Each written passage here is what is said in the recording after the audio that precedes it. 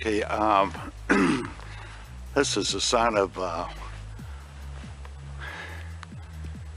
an old mining company called the Birmingham Coal and Iron Company, and this was one of their mine sites, coal mine sites, and they used to have a drift mine right here, and I'm not sure if they had another one right there. I think they did, but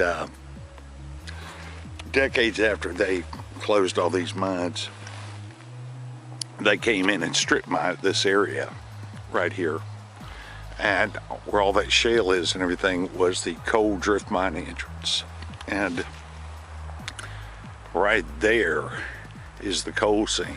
I'll see if I can zoom in a little bit. Yeah, right there, that black band right there, that's the coal seam. So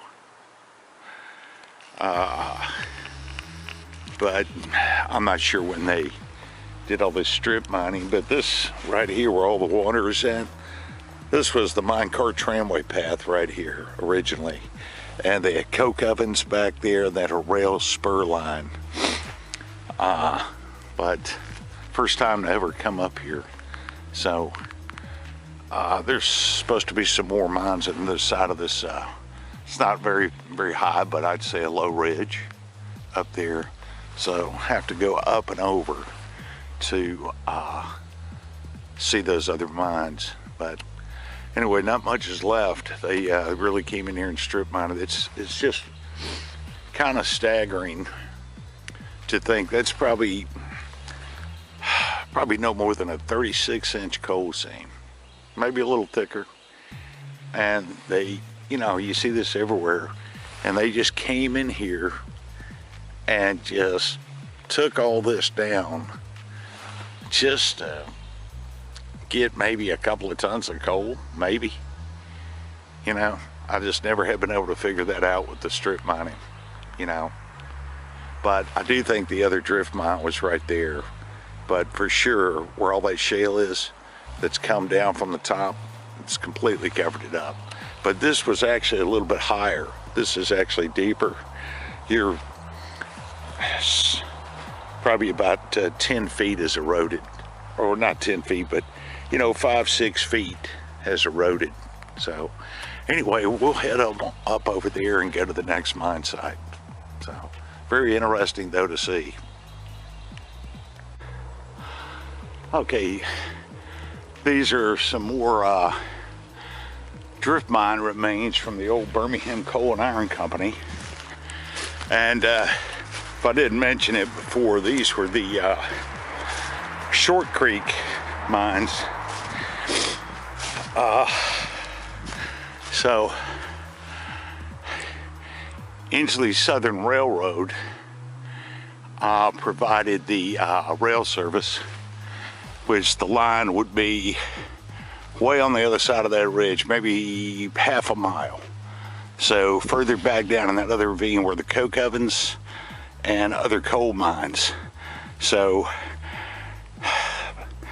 these tramway bed went around this way, but you have two drift mine remains right here, and these go back to I think about 1906, 1907.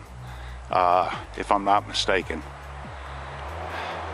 Maybe a little later, maybe 1908, but anyway, these are some big drift mines, and from the coal seam I saw what I've seen, yeah, it's 36, 48 inches of coal. So anyway, all right, well, knew all these would be closed, but just wanted to come see them anyway. Got some other areas to see out this way, so the next set of coal mines is over that ridge there, so we'll see if we can get to them.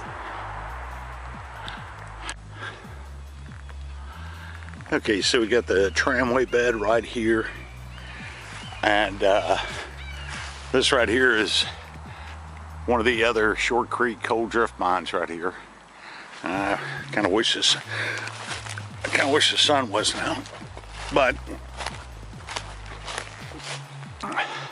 probably had a good roof at the time. Solid rock up there. The coal seam would have been just above the ground level. It's probably a very good sized coal drift mine entrance due to the banks on either side of this. So they did start using electric locomotives. So this is perfect for an electric locomotive. But that was the coal mine entrance right there for the drift mine, for the Short Creek mine. So I was saying back in the day, this was 115 years ago plus. This was just out in the wilderness. Just always incredible how these geologists and surveyors, they found the coal seams. But anyway, there is another one I may try to go check out, but there's not much left of the original Short Creek mines. All the coke ovens, they were destroyed years ago when they were doing some serious high wall mining back in that direction. Probably about 3/4 of a mile away from where I'm at, maybe a mile, but definitely 3/4 is the Ensley Southern Railroad, which is still active today. So they actually had a spur line branching off and coming in the next 2 ridge lines over, and it went all the way back, probably about another 1/4 of a mile to 1/2 a mile deep back in there. And they had batteries of coke ovens back here. They had batteries of coke ovens that would be basically about a mile away, 3/4 to a mile away, back in that direction. So anyway, not much left, but interesting to see nonetheless. Just another piece of forgotten coal mining history here. So okay, we'll try to get to the next site.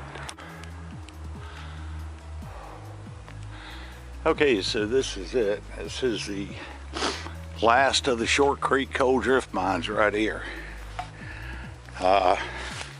Mine entrance was right here. Had somewhat of a good cover. And so I'm not sure where this tramway line would have led to. Probably down in this direction, because the rail spur line is down this way, maybe 1/4 mile, maybe a little more. So this is the last one, at least that I know about. So just a little piece of, like I said, forgotten coal mining history. And if the sun wasn't out, it's not much to see, but might not be able to see. It's good top cover right there, probably solid sandstone. So, but anyway, that's about it. I'm gonna check out a few more things in this area.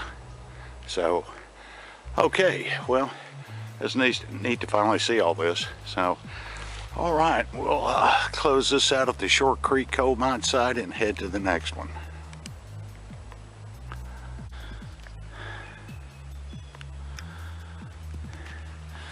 Okay, this is Short Creek right here, and this is the old Short Creek passenger bridge right here.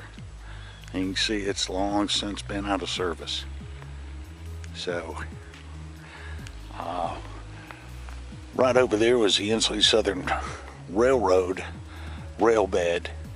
Came through here, and I'm not sure if they probably had a wooden trestle. I was looking to see if there's any remains, any piers, bridge piers, but I don't see any. But anyway, this is Short Creek, and so this is where the old Short Creek road went, Short Creek Road, and it's been out of service for, who knows how long, but probably that was built back in the 20s, maybe the 30s, not sure. But anyway, this is why the mines were named Short Creek, because of this creek right here. So all right, well, that'll end it for the Short Creek coal mine site tour. So I just thought I'd drive over here and see this. Okay.